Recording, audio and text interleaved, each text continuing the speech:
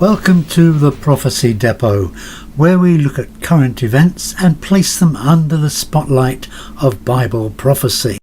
On the left here you see astronomer and scientist Jacques Vallée, who has many years behind him of investigating UFO cases. In the centre is the late professor and astronomer and advisor to the US Air Force, Dr. J. Allen Hynek. And on the right is author and researcher John Keel. These men have decades of experience behind them investigating UFOs and sightings and alien abductions. In fact, if you saw Spielberg's Close Encounters, the French scientist in the movie was actually based on Jacques Vallée. The final scenes of the movie, when the alien craft lands, so respected in his field of research was Dr. Hynek that he was actually invited onto the movie set by Spielberg to play a cameo role among the actors playing the parts of scientists and technicians waiting to greet the aliens when they landed. Dr. Vallée, Dr. Hynek and John Keel all suggest UFOs are from other dimensions and possibly demonic. Yet, in spite of the evidence, the Vatican accepts alien life. They believe these are friendly space brothers who they can communicate with and who probably know the gospel better than you or I or even the Pope. There's something going on behind the scenes here, friends, with the Vatican that we are not being permitted to know about. So I suppose really if you think of E.T. wanting to phone home, he no longer has to phone home. All he needs to do is phone Rome. Because I believe the Vatican and these extraterrestrials, which I believe in fact are demonic beings, they're demons, they're fallen angels, I believe they are in contact with the Vatican and with those in Mount Graham and others. I believe there's much evidence from what we've seen already that the Vatican and those involved in looking for extraterrestrial life have in fact made contact. And they are just simply not telling us what they know. So in spite of what these three men, Vallée, Hynek and Keel, with literally decades upon decades of experience and research into cases, would tell us that these UFOs and the occupants are possibly demonic and from another dimension, the Vatican refuses to believe it. In fact, Jacques Vallée, in his book Confrontations, wrote, "The medical examination to which abductees are said to be subjected, often accompanied by sadistic sexual manipulation, is reminiscent of the medieval tales of encounters with demons." Dr. Hynek, when he was interviewed for the magazine The Unexplained column, wrote, "Many UFO reports," he said, "seem to pertain more to accounts of poltergeists," that's cases where objects fly around the room and strange sounds are heard, and other types of psychic manifestations than to actual solid items of nuts and bolts and hardware. And John Keel wrote in his incredible book Operation Trojan Horse, which I recommend to everybody who's interested in the subject, he wrote, "The endless messages from the space people would now fill a library, and while the communicators claim to represent some other world, the contents of those messages are identical to the messages long received by mediums and mystics." The alien message can be put into a nutshell with just a few sentences. For instance, we are heading for a new age. God is a force and we are all divine beings. We are concerned for the human race and we're coming to help and to guide you. Recently, the US Government Printing Office issued a publication compiled by the Library of Congress for the Air Force Office of Scientific Research. The title was UFOs and Related Subjects, an Annotated Bibliography. In preparing this work, the senior bibliographer, Miss Lynn E. Keto, actually read thousands of UFO articles, books and publications. In her preface to this 400-page book, she states, A large part of the available UFO literature is closely linked with mysticism and the metaphysical. It deals with subjects like mental telepathy, automatic writing and invisible entities, as well as phenomena like poltergeist manifestations and possession. Many of the UFO reports now being published in the popular press recount alleged incidents that are strikingly similar to demonic possession and psychic phenomena, which has long been known to theologians and parapsychologists. Satan is known as the prince of the power of the air, so do fallen angels pilot these UFOs? I'm going to run through a few pictures of aliens or demonic beings that have appeared to people over the last few years. This is 1955, the Kelly Hopkinsville, Kentucky encounter with a strange being and a craft. Dr. Gregory L. Little, when writing about the UFO abductions through the ages, said, "As my eyes fell on the demon drawings in Plance's Dictionnaire Infernal, 1863, I was struck by their similarity to the famous 1955 Kelly Hopkinsville UFO case. Imagine the demons as grey in colour, and they would also fit the description of the ubiquitous greys in recent abductions. The similarity of some demons to the greys of UFO reports are probably no coincidence." This is the being that was seen in Flatwoods, Virginia, 1952. This is the being that was seen on El Yunque Mountain in Puerto Rico, 1973. This was in Missouri, 1983. Do you not see how these beings look so demonic? This is in Puerto Rico, 1980. This was in Dover, Massachusetts in 1977. The Bible says not to wonder, not to marvel, because Satan himself is transformed into an angel of light. Malachi Martin, who you see here, was an insider in the Vatican. He was a Jesuit who worked under 3 popes, and he could speak 17 languages. He translated many ancient documents from what many believe to be extinct languages. He actually worked on the Dead Sea Scrolls and even had access to the unpublished final secrets of Fatima. Among other things, he became a New York Times best-selling author about the Roman Catholic Church. The books he wrote he called faction, that is, a fictional story but based on fact.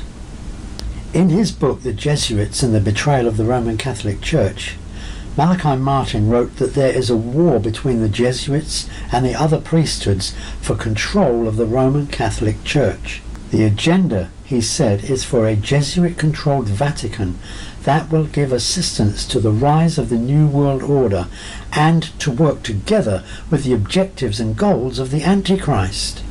And today that war appears to have been won, as there is now a Jesuit ruling from the seat of St. Peter. Pope Francis has a strong relationship with members of the VORG, which is the Vatican Observatory Research Group. As a young man, Pope Francis earned a master's degree in chemistry before entering the Jesuit order. When the current leader of the VORG, Cardinal Jose Funes, entered the Jesuit order, one of his examiners was the man who today we know as Pope Francis. In a fairly recent interview, Funes said this first Jesuit pope will soon turn his attention to issues such as astrobiology, that is, life outside of planet Earth. Castle Gandolfo in Vatican City is the Pope's summer residence, but it also contains 2 huge observatories where Vatican scientists and astronomers have been studying the universe since the 1930s. In November 2009, the Pontifical Academy of Sciences, the Vatican Science Department, held a conference of over 30 scientists and religious leaders. The subject: life on other planets, its possibility and its ramifications. It's almost as if they are getting ready to reveal what they know about these so-called aliens that many of us believe are demonic fallen angels posing as messengers from heaven, along with a fake Virgin Mary, all with the possible intention of deceiving us into accepting the coming Antichrist and the New World Order, along with the help of Pope Francis and the Roman Catholic Church. However, even more startling is the revelation that during the excavations under the Vatican Library in 1998, large elongated skulls with huge eye sockets were unearthed. Many who saw them said they resembled the elongated heads of the so-called alien greys of UFO lore. Pope John Paul II and the Vatican military immediately closed all access to the site. We have to ask, why? There was uproar in the 1990s when Shimon Peres offered the Vatican control over parts of Jerusalem's holy sites. Many view the city of Jerusalem as a place where the Pope should also reside as Christ's representative. Well, supposing a light appeared over the Holy Temple Mount, claiming to be the Virgin Mary, calling all men to worship there, like the one in Egypt or like the discs seen at Fatima in 1917. Well, something did appear over the Temple Mount on January the 28th, 2011. אתה מצלם?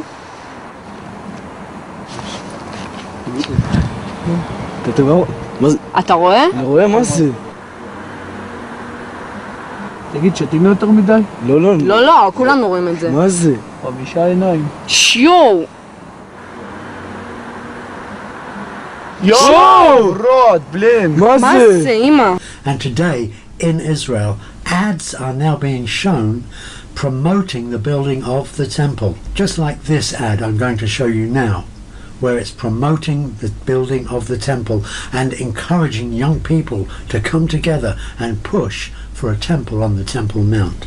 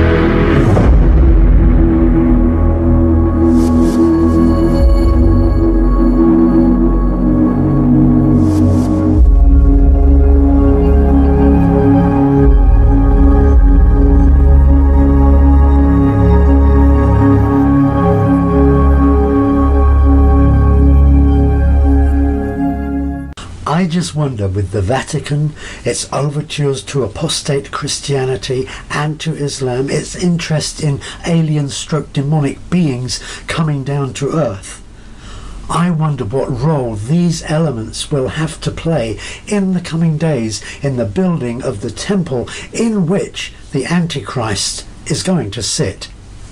These are incredible days, friends, in which to be alive, but they are dangerous if you do not watch what is happening, because the deception will overtake you like a flood unless you have your eyes open and question everything.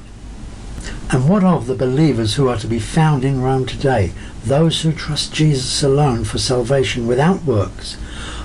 God calls to them and to us to leave this prostitute religion and have nothing to do with it. This religion that cavorts with all the leaders of the world and takes all faiths into her bed.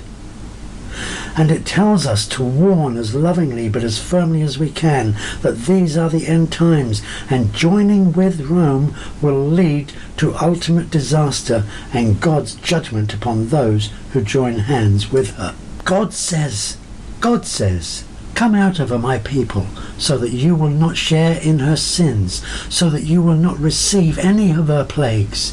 For her sins are piled up to heaven, and God has remembered her crimes." Friends, perhaps in the coming days we will witness much upheaval in the world. It's going to happen especially in the Middle East, for it is there that all end-time prophecy has its resting place. The Lord Jesus will appear soon and rescue us from this present world, and we shall reign with him forever. Let us love and warn others of what is to come, and by his Spirit lead them to the true gospel, the true Jesus, and life eternal. May God bless you in these last days.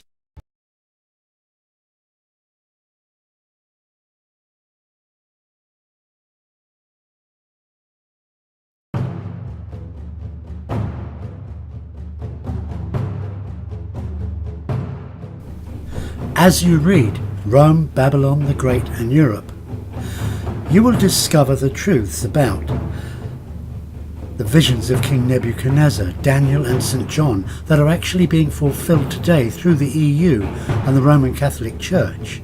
You'll read of the great falling away of many top evangelical leaders back to Rome, and the link between the mystery religion of ancient Babylon and the Roman Catholic Church. Also Rome's hatred and persecution of Bible-believing Christians throughout history, and the Vatican involvement in the politics of the New World Order and the Marian visions and the coming age of Mary.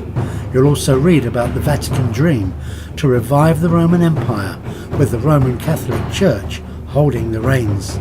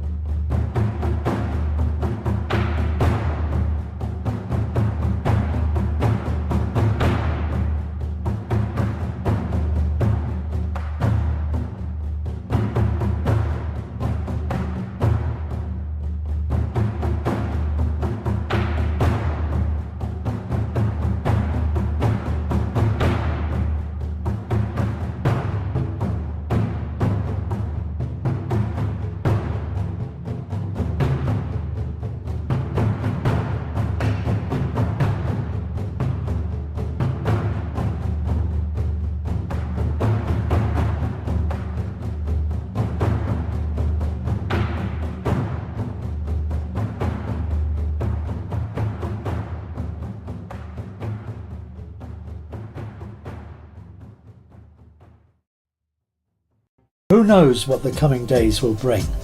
Time is short, my friends. All history will finally come together with the fulfillment of the ultimate prophecy, the return of the Messiah, Yeshua. So heads up, watch the Middle East, because that is where it will all come to pass in the days and the years ahead. God bless you.